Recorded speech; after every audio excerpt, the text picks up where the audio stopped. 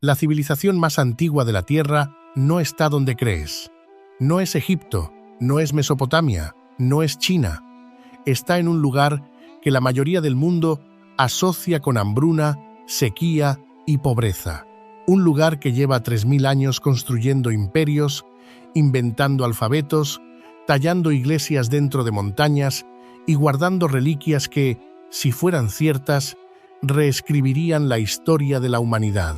Un lugar que nunca fue colonizado, que tiene su propio calendario, su propia hora y su propio alfabeto.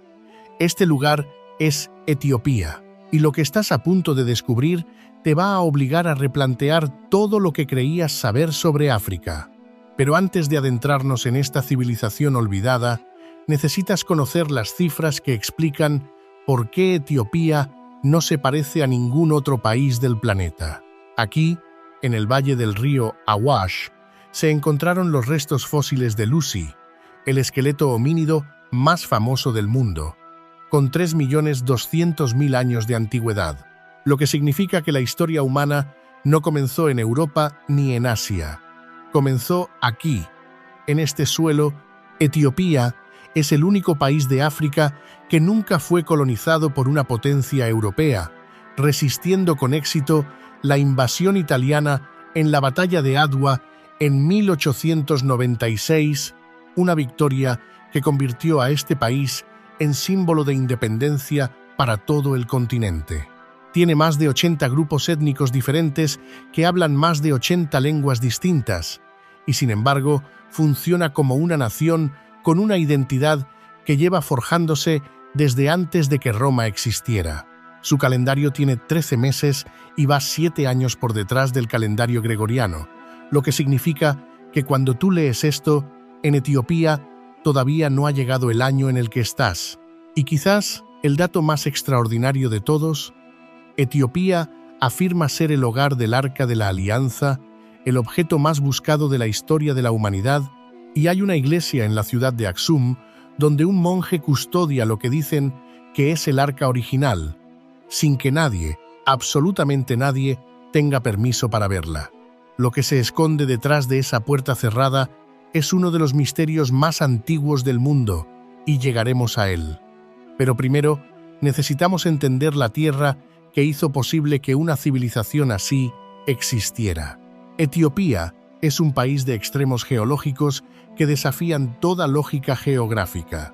Imagina un territorio donde puedes pasar de un desierto que está 125 metros por debajo del nivel del mar a una montaña de 4.500 metros de altura en menos de un día de viaje. Eso es Etiopía. El Gran Valle del Rift, la cicatriz tectónica más grande de la superficie terrestre, atraviesa el país de norte a sur, como si un gigante hubiera partido África en dos con las manos. Este valle no es solo un accidente geográfico, es el lugar donde el continente africano se está dividiendo literalmente en este momento, separándose a una velocidad de unos pocos centímetros por año en un proceso que dentro de millones de años convertirá el este de África en una isla independiente. Los geólogos lo llaman el nacimiento de un nuevo océano, y está ocurriendo ahora mismo, bajo los pies de los pastores que llevan sus rebaños por el fondo del valle sin saber que caminan sobre el futuro borde de un continente. En el extremo norte del Rift, donde la Tierra desciende hasta convertirse en una de las depresiones más profundas del planeta, se extiende la depresión de Danakil. Y aquí es donde Etiopía revela su cara más extrema. Danakil es oficialmente el lugar más caliente de la Tierra en términos de temperatura media anual. 50 grados centígrados son habituales durante el día. 60 no son una excepción. El suelo es una costra de sal, azufre y minerales que se extiende hasta donde alcanza la vista, pintada de amarillos, verdes y naranjas que parecen los colores de otro planeta. Las piscinas de ácido sulfúrico burbujean en la superficie con una viscosidad que recuerda a la lava, pero con una toxicidad que haría inviable cualquier forma de vida compleja. El aire huele a huevos podridos y a metal caliente. No hay sombra, no hay agua dulce, no hay ninguna razón lógica para que un ser humano esté aquí. Y sin embargo, el pueblo afar lleva siglos viviendo y trabajando en este infierno. Los afar son uno de los pueblos más resistentes del planeta. Cada día, antes del amanecer, caravanas de hombres y camellos descienden al fondo de Danakil para extraer bloques de sal del suelo con herramientas que no han cambiado en 1000 años. Cortan la sal en losas rectangulares de un peso específico que cada camello puede cargar, las atan con cuerdas de fibra natural y emprenden el camino de regreso, un viaje de varios días a través de un paisaje donde la temperatura puede subir 10 grados entre las 6 de la mañana y el mediodía. La sal de Danakil fue durante siglos la moneda de cambio de Etiopía. Los bloques, llamados amolé, circulaban como dinero en los mercados del altiplano, y su valor se medía por su peso y su pureza. Es una economía que conecta el punto más bajo de África con sus tierras altas más fértiles, un comercio que lleva funcionando sin interrupción desde la época del imperio de Aksum, hace más de 2000 años. Los afar no ven Danakil como un desierto hostil, lo ven como su supermercado, su banco, su herencia, y la dureza de su vida cotidiana es, para ellos, simplemente el precio de vivir donde sus antepasados decidieron quedarse. La sociedad afar es una de las más guerreras de África. Históricamente, un joven afar no podía casarse sin haber demostrado su valentía, y la forma de demostrarla implicaba pruebas que los códigos modernos de conducta preferirían no mencionar. Hoy, esa cultura guerrera se ha canalizado en una resistencia estoica frente a condiciones que harían rendirse a cualquier otro pueblo.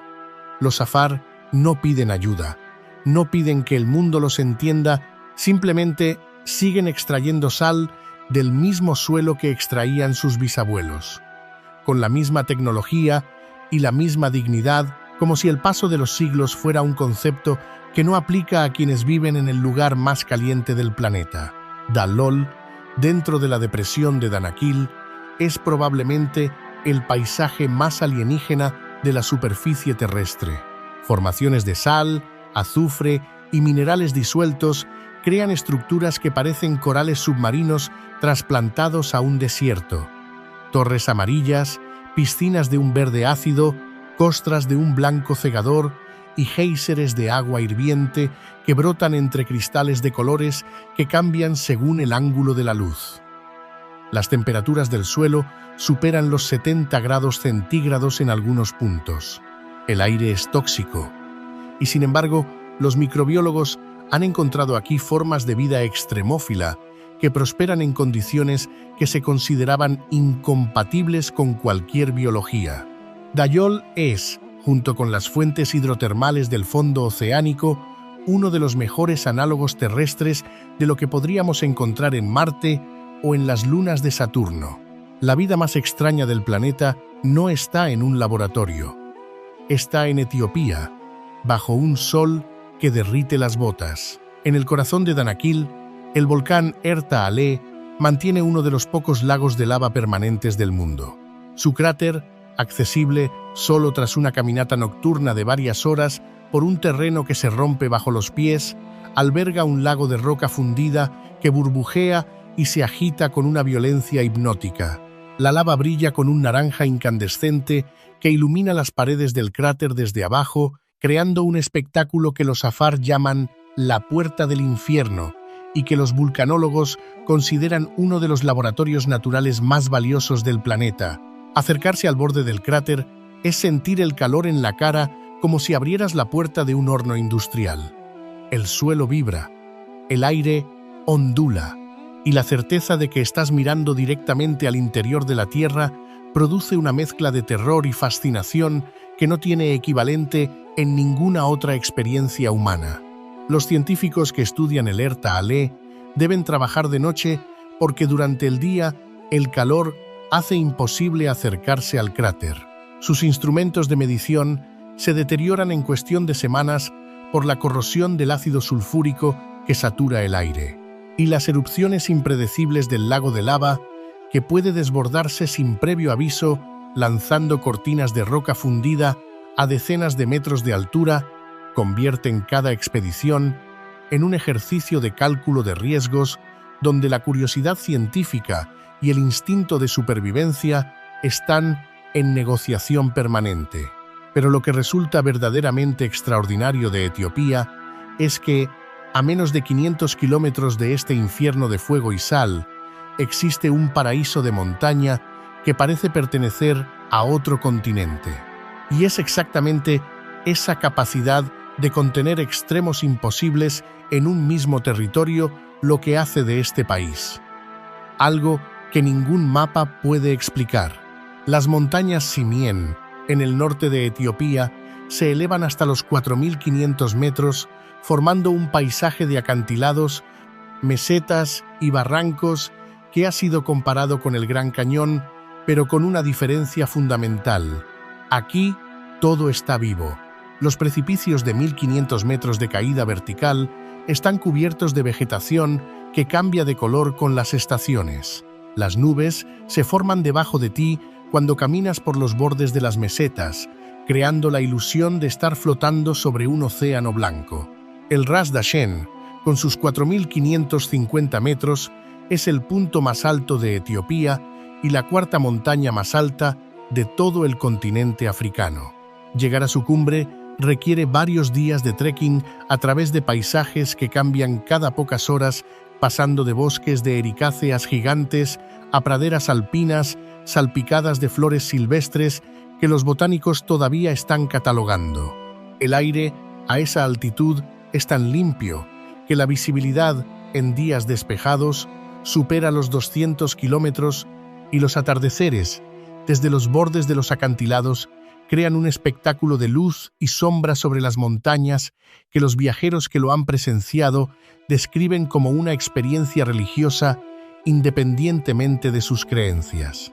Y en las praderas de altura que coronan estos picos, un animal que no existe en ningún otro lugar del mundo pasta con una tranquilidad que contradice la espectacularidad de su entorno. El gelada es el único primate del mundo que se alimenta exclusivamente de hierba.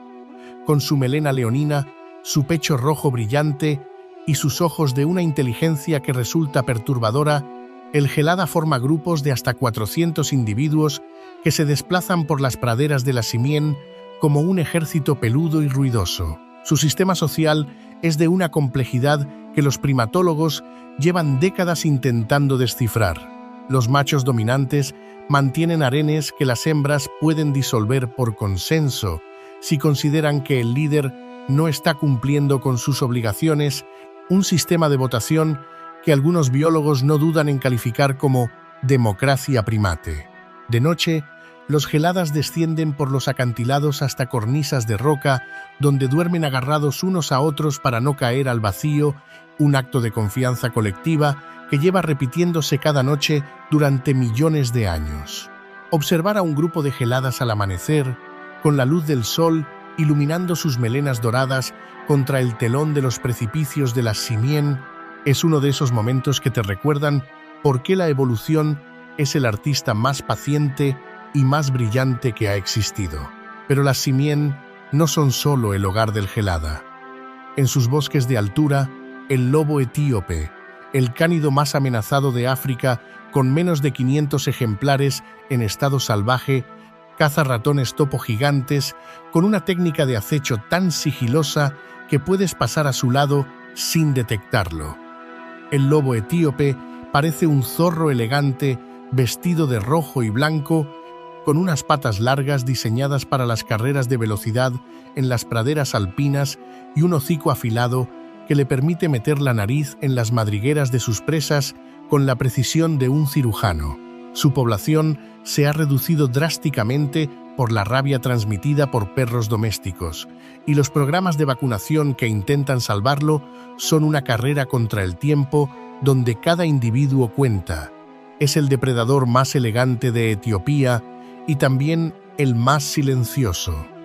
Mientras el gelada llena las montañas de gritos y carcajadas, el lobo trabaja en un silencio que contrasta con la vastedad del paisaje que habita. Cuéntanos en los comentarios desde dónde estás viendo este documental. Nos fascina saber que hay exploradores en cada rincón del mundo. Dinos tu nombre y tu país. Te dejaremos un saludo. Y si Etiopía ya te está sorprendiendo, dale a me gusta y suscríbete al canal, porque lo que viene a continuación va a dejarte sin palabras. Estamos a punto de entrar en una de las civilizaciones más antiguas y más misteriosas que han existido sobre la faz de la Tierra. Y lo que guardan sus iglesias, sus ruinas y sus monasterios desafía todo lo que la historia oficial nos ha contado. Para entender Etiopía, hay que entender que este país no descubrió la civilización, la inventó. Mientras los griegos todavía estaban organizando sus primeras ciudades-estado, el imperio de Aksum ya controlaba una red comercial que se extendía desde el interior de África hasta la India, pasando por Arabia y el Mediterráneo. Aksum fue una de las 4 grandes potencias del mundo antiguo, junto con Roma, Persia y China, y sin embargo es la que menos gente conoce. Sus obeliscos de piedra, algunos de más de 30 metros de altura y tallados de una sola pieza de granito, siguen en pie después de 2000 años como recordatorio silencioso de que aquí existió algo enorme que el mundo decidió olvidar. El obelisco más grande que se intentó erigir en Aksum habría medido 33 metros y pesado más de 500 toneladas. Se partió durante la instalación y hoy yace tumbado en el suelo como un gigante dormido. Pero su mera existencia plantea una pregunta que los ingenieros modernos todavía no han respondido satisfactoriamente. ¿Cómo una civilización sin grúas, sin motores y sin acero pudo tallar, transportar y levantar estructuras de estas dimensiones con la tecnología del siglo III? Aksum acuñó su propia moneda de oro, la primera civilización subsahariana en hacerlo. Desarrolló su propio sistema de escritura, el Ge'ez, que es ancestro del amárico moderno y uno de los alfabetos más antiguos todavía en uso indirecto en el mundo. Y sus puertos en el Mar Rojo recibían barcos de la India, de Roma, de Persia y de Arabia, convirtiendo a Aksum en un nodo central del comercio global 2000 años antes de que existiera la palabra globalización. La respuesta más honesta es que no lo sabemos, y esa incertidumbre es parte de lo que hace a Aksum fascinante. Nos obliga a aceptar que había conocimientos en el mundo antiguo que se han perdido y que la idea de que la historia es una línea recta de progreso constante es, como mínimo, una simplificación peligrosa. Pero el legado más impactante de Aksum no está en sus obeliscos, está en lo que afirman guardar dentro de una pequeña capilla junto a la iglesia de Santa María de Sion. Es aquí donde, según la tradición etíope, se encuentra el Arca de la Alianza, el cofre sagrado que contenía las tablas de la ley entregadas por Dios a Moisés en el monte Sinaí. La historia etíope cuenta que el arca fue traída desde Jerusalén por Menelik I, hijo del rey Salomón y la reina de Saba, hace más de 3000 años. Un monje es designado de por vida como guardián del arca. Nunca sale de la capilla. Nadie más puede entrar. Ningún arqueólogo, ningún periodista, ningún jefe de Estado ha visto jamás lo que hay dentro. Cuando el monje guardián muere, otro es elegido para ocupar su lugar, y el ciclo se repite como se ha repetido durante siglos. Es imposible verificar si el arca está realmente ahí, pero lo que sí es verificable es que más de 60 millones de cristianos etíopes creen que está ahí, y esa creencia ha moldeado la identidad de este país de una forma que va mucho más allá de la religión, porque Etiopía no adoptó el cristianismo como lo adoptó Europa por imposición imperial. Etiopía fue el segundo país del mundo en declarar el cristianismo como religión oficial. En el año 330, apenas 2 décadas después de Armenia y mucho antes que el propio Imperio Romano. Lo hizo por convicción, no por conquista, y el cristianismo que se practica aquí no se parece al de ninguna otra parte del mundo. Es una fe que ha absorbido elementos del judaísmo, del animismo africano y de tradiciones locales que preceden a cualquier religión organizada. Los sacerdotes etíopes danzan durante las ceremonias con movimientos rítmicos que recuerdan más a un trance tribal que a una misa europea. Los fieles se descalzan antes de entrar a los templos, como en el Islam, y los textos sagrados se leen en ge'ez, una lengua muerta que solo sobrevive en la liturgia como el latín en Europa, pero con una antigüedad que hace que el latín parezca moderno. Las iglesias etíopes no tienen bancos. Los fieles permanecen de pie durante horas, apoyados en bastones ceremoniales en forma de T llamados macuamilla, mientras los diáconos cantan himnos compuestos por San Yared en el siglo VI, considerado el inventor de la notación musical etíope, un sistema de escritura musical que precede en varios siglos al pentagrama europeo. Las pinturas que cubren las paredes de estos templos utilizan un estilo visual que no se parece a nada del arte bizantino ni del arte africano. Ojos grandes y frontales, colores planos y brillantes y una narrativa visual que mezcla episodios bíblicos con escenas de la vida cotidiana etíope, con una naturalidad que hace que el rey Salomón parezca un noble aksumita y que los apóstoles caminen por paisajes que son inequívocamente los del altiplano etíope. En Gondar, la antigua capital imperial, los castillos del siglo XVII se alzan como una visión inesperada en medio de África. El complejo real de Fasil Gebi, con sus torres almenadas, sus salones de banquetes y sus baños rituales, fue construido por el emperador Fasilides, siguiendo una mezcla de estilos arquitectónicos que incluye influencias portuguesas, indias, árabes y locales, creando un resultado que no pertenece a ninguna tradición y que al mismo tiempo las contiene a todas. Cuando los primeros viajeros europeos llegaron a Gondar, no podían creer lo que veían. Esperaban encontrar chozas de barro y se encontraron con palacios de piedra que rivalizaban en escala con los castillos de la Europa medieval. La sorpresa dice más sobre los prejuicios de los viajeros que sobre Etiopía. Gondar fue durante 200 años el centro político, cultural y religioso de un imperio que controlaba todo el Cuerno de África, y sus ruinas, declaradas Patrimonio de la Humanidad, son la prueba física de que la idea de que África no tuvo civilizaciones urbanas avanzadas es, simplemente, una mentira histórica que ha tardado demasiado en ser desmentida. Y si la historia de Aksum impresiona, lo que construyeron 800 años después en un pueblo llamado Lalibela va a redefinir tu concepto de lo que es posible con piedra y voluntad humana. Pero antes, hay algo en este país que conecta su pasado milenario con su geografía de una forma que necesitas ver para creer.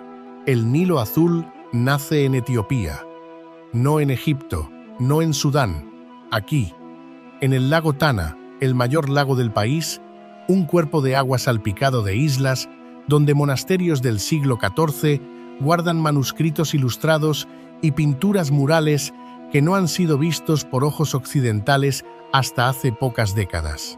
El río que sale del lago Tana alimenta el 65% del caudal del Nilo, lo que significa que la civilización egipcia, con todas sus pirámides y faraones, dependió durante toda su existencia del agua que bajaba desde las montañas de Etiopía.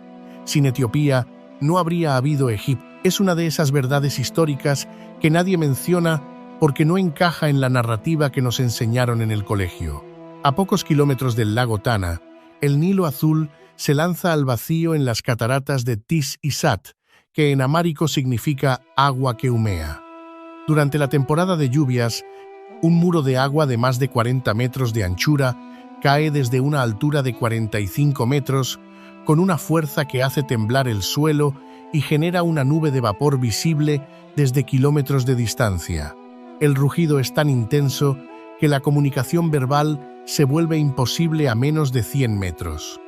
Los aldeanos de las cercanías llaman a esta cascada el lugar donde el río pierde la paciencia, una descripción que captura mejor que cualquier dato técnico lo que se siente al estar frente a una fuerza de la naturaleza que lleva cayendo sin interrupción desde antes de que los primeros humanos se pusieran de pie. El arco iris que se forma constantemente en la nube de vapor ha convertido a Tis Isat en un lugar sagrado para las comunidades locales, que celebran ceremonias junto a la cascada en fechas que coinciden con los equinoccios, un vínculo entre la astronomía, el agua y la espiritualidad, que lleva miles de años repitiéndose sin que nadie lo haya documentado en ningún libro de texto. Pero el Nilo Azul no solo cae, también desaparece. Desde el lago Tana, el río se interna en una garganta tan profunda y tan inaccesible que los cartógrafos tardaron siglos en mapearla correctamente. La garganta del Nilo Azul tiene en algunos puntos más de 1.500 metros de profundidad, comparable al Gran Cañón de Arizona, pero cubierta de vegetación tropical y habitada por cocodrilos, hipopótamos y monos gelada que nunca han visto un ser humano. Las expediciones que han intentado recorrer la garganta completa en kayak o a pie se cuentan con los dedos de una mano, y varias han terminado en desastre. Es uno de los últimos grandes cañones inexplorados del planeta y está en Etiopía, a pocas horas de una capital de 5 millones de habitantes. La proximidad de lo salvaje y lo urbano en este país desafía toda lógica geográfica. Los lagos del Valle del Rift etíope forman una cadena de joyas de agua que se extiende de norte a sur como un collar roto. Cada lago tiene su propia personalidad. El lago Langano, con sus aguas color chocolate, con leche teñidas por los minerales volcánicos, es uno de los pocos del Rift donde se puede nadar sin riesgo de bilharcia, la enfermedad parasitaria que hace peligrosos a la mayoría de los lagos africanos. El lago Abijata es un lago de soda, donde los flamencos se congregan por decenas de miles, tiñendo las orillas de un rosa que parece un error de saturación en una fotografía. Y el lago Shala, profundo y oscuro, ocupa la caldera de un volcán extinto y alberga aguas termales en sus orillas, donde los locales se bañan al atardecer, mientras las aves migratorias trazan círculos en un cielo que se incendia de naranja cada día con una puntualidad que ningún reloj puede igualar. En las tierras bajas del sur, donde el rift se ensancha y el paisaje se vuelve seco y espinoso, la fauna etíope revela especies que son exclusivas de este país y que la mayoría del mundo desconoce. El ñala de montaña, un antílope de cuernos espiralados que solo existe en las tierras altas de Etiopía, se mueve por los bosques de bambú con una elegancia cautelosa que lo ha convertido en uno de los animales más difíciles de fotografiar de toda África. El asno salvaje africano, ancestro de todos los burros domésticos del mundo, sobrevive en los desiertos del noreste en poblaciones tan reducidas que cada individuo tiene nombre en los registros de los conservacionistas. Y en los bosques del suroeste, una población de menos de 200 leones con melenas negras, una variante genética que no se encuentra en ningún otro lugar del planeta, deambula por territorios cada vez más reducidos, como el último recuerdo de una época en que los grandes felinos dominaban todo el continente. Queremos hacer una breve pausa para conectar contigo.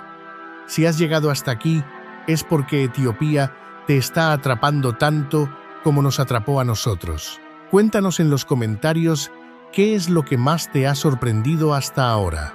Y quédate, porque lo que veremos ahora es algo que desafía toda explicación ingenieril. Una ciudad entera tallada dentro de la roca viva de una montaña, hace más de 800 años, con herramientas que la ciencia moderna no ha podido identificar. La Libela es el lugar donde la fe se convirtió en arquitectura y la arquitectura se convirtió en milagro.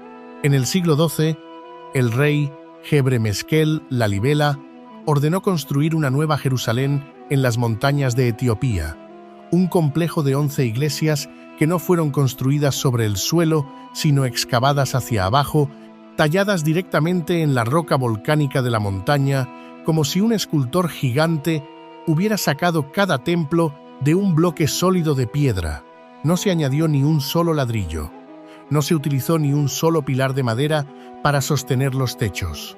Cada iglesia es una pieza monolítica, una sola roca tallada con tal precisión que las columnas, Los arcos, las ventanas y los relieves parecen obra de una impresora tridimensional de dimensiones cósmicas.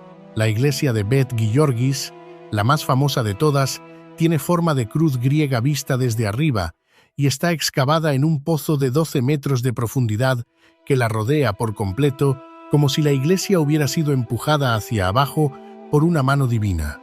Cada detalle de su fachada, cada moldura, cada ventana fue tallado desde arriba hacia abajo, lo que significa que cualquier error era irreversible. No se puede añadir piedra a una iglesia que se está sacando de la piedra. Si te equivocas, la equivocación es permanente. Y sin embargo, las proporciones de Beth Giorgis son de una perfección geométrica que los arquitectos modernos estudian con una mezcla de admiración y perplejidad. La tradición dice que el rey Lalibela recibió instrucciones divinas y que ángeles trabajaron durante la noche para acelerar la construcción. Los ingenieros que han estudiado el complejo dicen que, sin la ayuda de ángeles, el trabajo habría requerido 40.000 obreros durante 23 años. Sea cual sea la explicación, el resultado es un lugar que silencia a todo el que lo visita, no por su belleza, que es inmensa, sino por la certeza de que lo que estás viendo no debería ser posible. Pero Beth Giorgis no está sola. Las 11 iglesias de Lalibela se organizan en dos grupos separados por un canal artificial que los etíopes llaman el río Jordán, una réplica simbólica de la geografía de Tierra Santa que convierte todo el complejo en una Jerusalén en miniatura. Bet Medane Alem, la más grande de todas, es considerada la iglesia monolítica más grande del mundo, con 5 naves y 72 pilares tallados en la misma roca volcánica roja que forma la montaña. Bet Meriam es la más decorada, con pinturas en el techo que representan la estrella de David junto a la cruz cristiana, un recordatorio visual de la conexión que Etiopía mantiene con el judaísmo que precede a su conversión al cristianismo. Y Bet Abalibanos, según la tradición, fue construida en una sola noche por la esposa del rey Lalibela con la ayuda de ángeles, una leyenda que los guías locales cuentan con una convicción que hace innecesaria cualquier discusión sobre su verosimilitud. Los túneles que conectan las iglesias entre sí son quizás lo más inquietante del complejo. Estrechos, oscuros y sinuosos, algunos tienen tramos donde la única forma de avanzar es agachándose hasta casi tocar el suelo con las rodillas. En sus paredes, nichos excavados en la roca contienen los restos de monjes que pidieron ser enterrados lo más cerca posible de las iglesias. Los peregrinos que recorren estos túneles lo hacen en silencio, tocando las paredes con las manos como si la roca misma fuera un ser vivo que puede sentir la presencia de quienes la tocan. Es una experiencia claustrofóbica y mística al mismo tiempo, y salir al aire libre después de cruzar un túnel produce una sensación de renacimiento que los sacerdotes interpretan como una metáfora deliberada. El túnel es la muerte, la luz es la resurrección, y cada peregrino que lo atraviesa experimenta en su cuerpo lo que su fe le promete para su alma. Las iglesias de Lalibela no son museos, son templos activos donde los sacerdotes celebran misa cada día antes del amanecer, envueltos en túnicas blancas que brillan como fantasmas contra la piedra oscura de los muros. Los fieles llegan descalzos, besando los umbrales de las puertas antes de entrar, tocando las columnas talladas como si la roca misma contuviera algo sagrado. Hay manuscritos iluminados del siglo XIII, guardados en cámaras subterráneas, que la humedad y el tiempo han conservado con una eficacia que ningún museo moderno puede igualar. Y en los túneles que conectan unas iglesias con otras, estrechos como pasillos de catacumba y oscuros como cuevas, los peregrinos caminan en fila india, con la mano derecha tocando la pared, siguiendo una ruta que llevan 800 años recorriendo sin desviarse un solo metro. Lalibela recibe decenas de miles de peregrinos cada año, especialmente durante la Epifanía etíope, el Timkat, cuando procesiones de sacerdotes con cruces de plata y parasoles de colores llenan las calles del pueblo en una celebración que combina la solemnidad del rito cristiano con la energía rítmica de la música africana. El Timkat es una fiesta de agua, de fe y de comunidad que lleva celebrándose sin interrupción desde el siglo XIII, lo que la convierte en una de las tradiciones religiosas vivas más antiguas del mundo. Si la libela es la piedra, el Timkat es la sangre que la mantiene viva. Pero Etiopía no es solo cristiana, y comprender esto es fundamental para entender un país que contiene multitudes que desafían cualquier simplificación.